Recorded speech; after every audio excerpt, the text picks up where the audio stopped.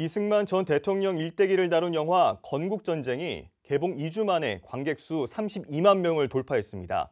인기의 이유가 무엇인지 영화를 만든 김덕영 감독을 국방뉴스가 단독으로 만나봤습니다.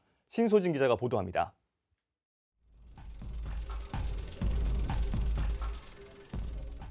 지난 1일에 개봉한 영화 건국전쟁입니다. 1945년 해방 이후 오늘의 대한민국을 만들고 지켜내기 위해 노력한 이승만 대통령 그리고 건국 1세대의 희생과 투쟁을 담고 있습니다. 개봉 이후 누적 관객 수 32만 명을 돌파하며 다큐 영화로서는 이례적인 돌풍을 일으키고 있습니다. 국방뉴스에서 단독으로 진행한 인터뷰에서 김덕영 감독은 이번 영화의 핵심이 한미 상호방위 조약을 재조명한 것이라고 강조했습니다. 중요한 거는 이 한미 상호방위 조약이 1953년도에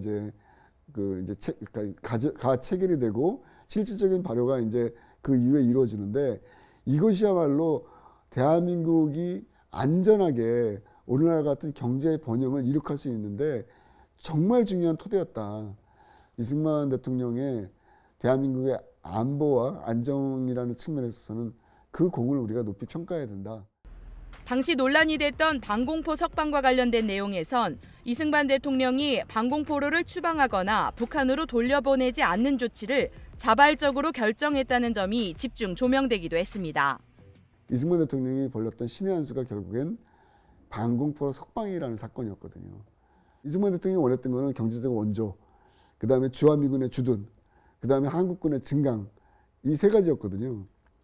이런 내용들을 이제 거의 전폭적으로 다 받아들인 거죠. 정말 외교의 달인으로서의 정말 신의 한 수였다.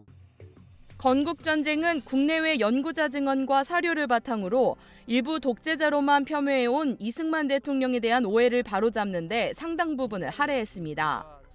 일반 상업영화와 달리 홍보나 마케팅을 거의 하지 않고 입소문으로만 흥행을 일구고 있어 고무적이라는 평가입니다. 포털 사이트 관람객 평점은 9.77점을 기록할 정도로 실제 관객 후기는 호평이 많습니다.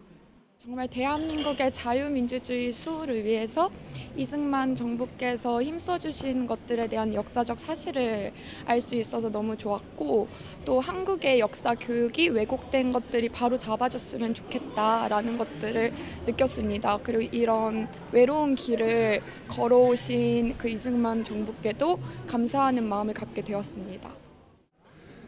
이승만 대통령이 우리가 잘못 알고 있던 그 사실이 정말 이 영화를 통해서 다시금 깨닫고 또 우리가 다시 생각을 하게 됐습니다.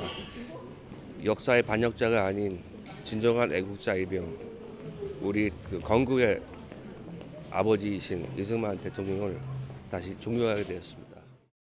이승만 정권이 끝난 후에도 끊임없이 북한의 반감을 불러낸 이유가 무엇인지에 대해서 시작한 이번 영화는 현재 남북관계와 맞물려 각계각층에서 관심을 끌고 있는 가운데 미국에서도 정식 개봉을 앞두고 있어 당분간 흥행은 계속될 것으로 보입니다.